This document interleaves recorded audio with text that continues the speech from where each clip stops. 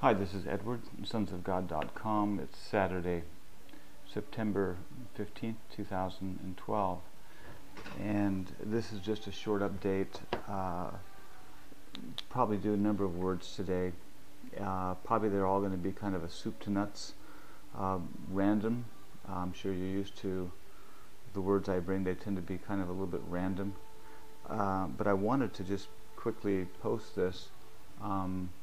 We get emails every day from different ones, and just to kind of confirm that there are definitely some shifts happening. Different ones are experiencing some different changes, and I just want to encourage everyone that there definitely are some shifts happening in the realm of spirit and in the realm of the physical, and so yeah. The word that came many years ago to us was that as we got closer and closer to the transition, that not only would the conflict escalate, which it has, but the intensity of the connection is going to become so much stronger than our physical bodies really are going to be able to handle. And by virtue of that, we will need to change. And so that's very interesting, because when you stop and you realize that everything is vibration, the kingdom is vibration. You know, it talks about how the Father and the Christ dwell in unapproachable light, and we ourselves, bearer of the light, sons of our Father of lights. The vibration of everything is such a mystical thing to understand, and I'm not really going to try and make a lot of organized words here.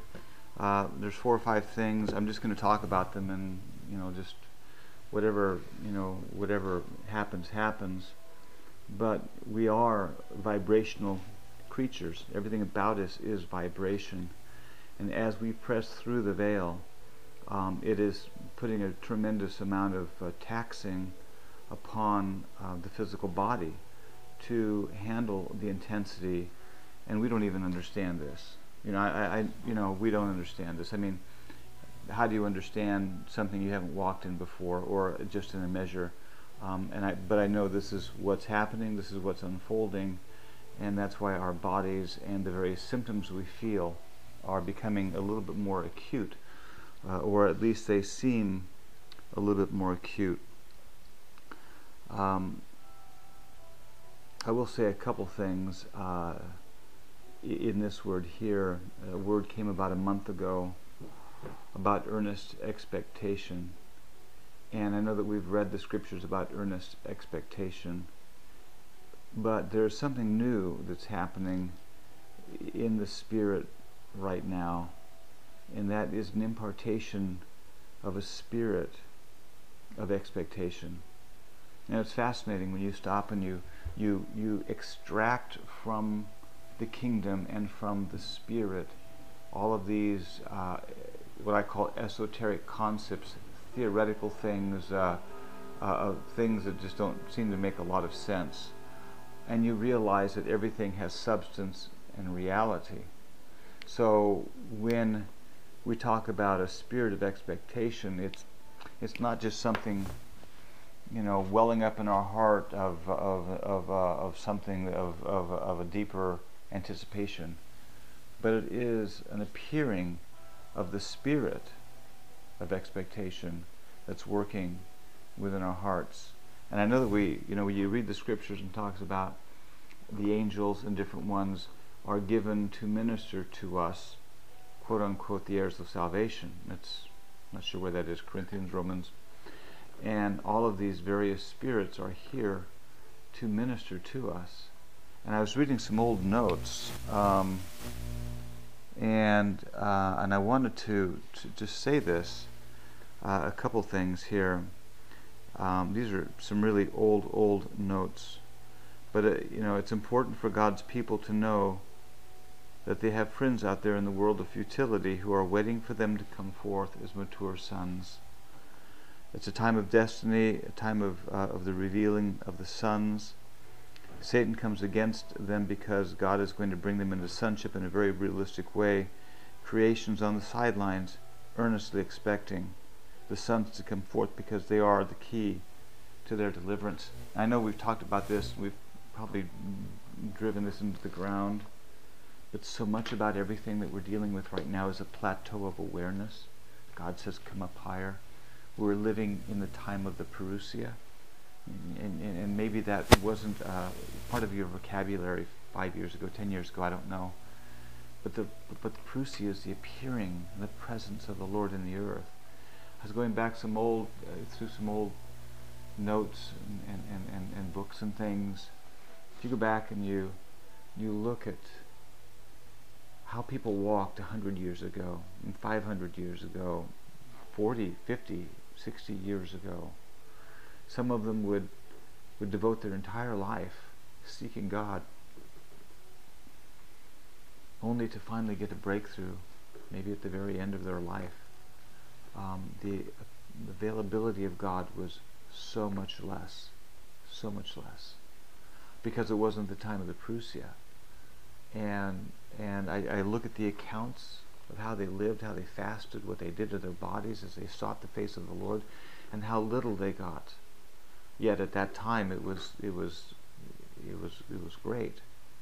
But in this time of the parousia, what we can tap into in a moment would have taken them a lifetime. And I don't know if we recognize that or realize that, because we've kind of grown up in this time of the fat, of the availability of the presence of God.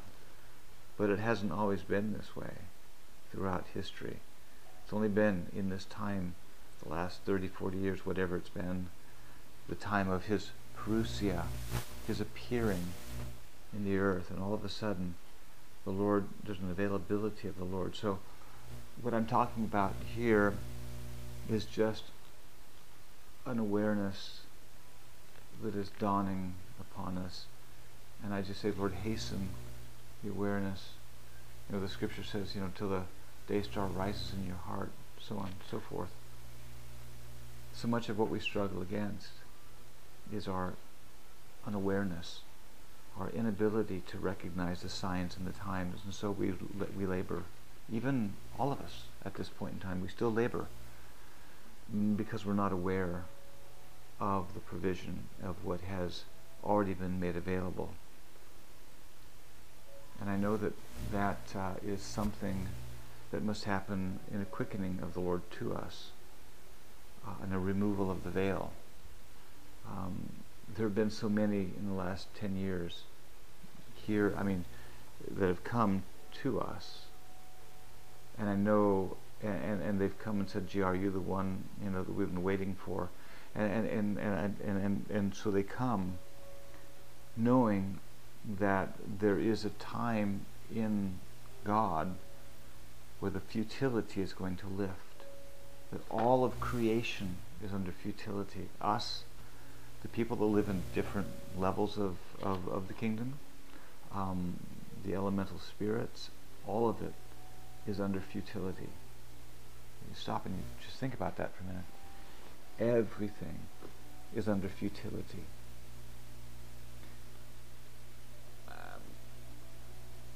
And there's only one provision for creation. There's only one provision for all of God's kingdom: to step out of futility, including the cloud of witnesses. And that's you and I. That's what God is presently doing in the earth, right here, right now, in a nucleus of sons that he has sent, however many there may be. Upon us rests this mantle to see a change come. We call it break the tape, break the mortality barrier, enter into this change of life. Yet it's so much more, because it's really freeing all of God's creation who have been in travail with us for a long time. And we've struggled with an awareness. We've struggled with understanding how much is available to us. And I know we still don't know. We still don't understand. because if we did, we'd be able to grab it instantly. And I don't mean to put this off in the future, because this is happening now. We're experiencing this. The veils are coming off. The awareness is happening. The morning star, day star, is rising in our hearts. It's a new day, and a whole new level of awareness of what we walk in, the time that we walk in, the availability of the Lord to us, and just who we are. Really, just who we are. So I just